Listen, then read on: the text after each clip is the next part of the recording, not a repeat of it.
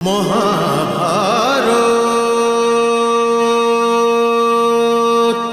চাই না যে আপনি শান্তির দূত হয়ে হস্তিনাপুর যান আর ওই দুরাচারী দুর্যোধন, দুষ্ট দুঃশাসন আর এই বিষাক্ত সুতপুত্র কর্ণ আপনাকে অপমান করুক।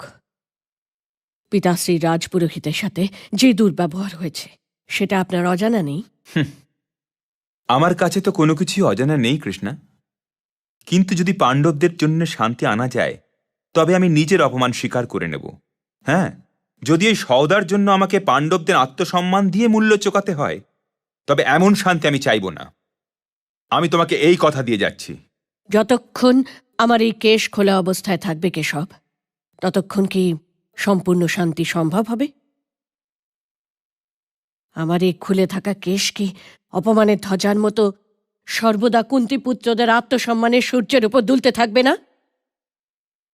যাকে আপনি শান্তি বলছেন কেশব, সেটা আবার আত্মসমর্পণ নয় তো? ওই দুষ্টরা শান্তি নয়, দণ্ডের অধিকারী। একটু চিন্তা করুন কেশব, একটু চিন্তা করুন।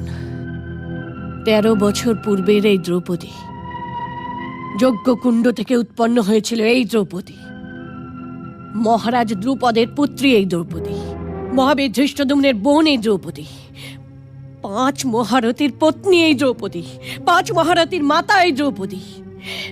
তাকে এই কেশ ধরে টেনে নিয়ে যাওয়া হয়েছিল, কিভাবে ওই রাজসভায় নিয়ে যাওয়া হয়েছিল, যে সিংহাসনের ওপর ভরত বংশের পরম্পরার উত্তরাধিকারী জ্যেষ্ঠ পিতাশ্রী মহারাজাধিরাজ ধৃতরাষ্ট্র বিরাজ করছিলেন। ওই সভা কুরু এবং তার শুভাকাঙ্ক্ষীদের দ্বারা পূর্ণ ছিল, কিন্তু আপনি ছাড়া কুরু মর্যাদা রক্ষা করবার জন্য কেউ এগিয়ে আসেনি। হে বাসুদেব, আমি না তো ওদের আশীর্বাদ নেবার জন্য তৈরি, আর না ওদের আশীর্বাদ দেবার জন্য। আমি কি এই কথাগুলো জানি না কৃষ্ণা? আমি এই সব কিছু জানি, সব কিছু জানি।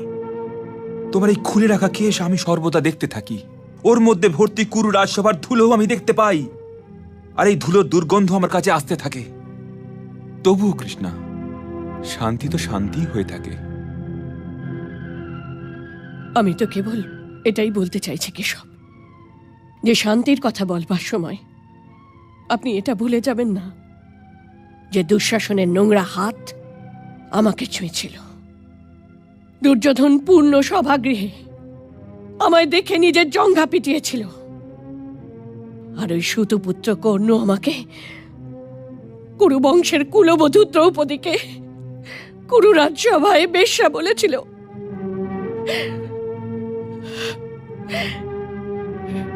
হে দেবকী নন্দন, হে নন্দলাল, আমি চাই না যে ওই রাজসভায় ওই লোকদের কাছে আমাদের পক্ষ থেকে কেউ শান্তির দূত হয়ে যাক। যদি ধর্মরাজ যুধিষ্ঠির, সর্বশ্রেষ্ঠ গদাধর ভীম, গান্ডীবধারী অর্জুন, মহারথী নকুল আর মহারথী সহদেব শান্তি চান, তাহলে অবশ্যই নিজেদের আত্মসম্মান দিয়ে মূল্য চুকিয়ে দিন আর শান্তি নিয়ে নিন।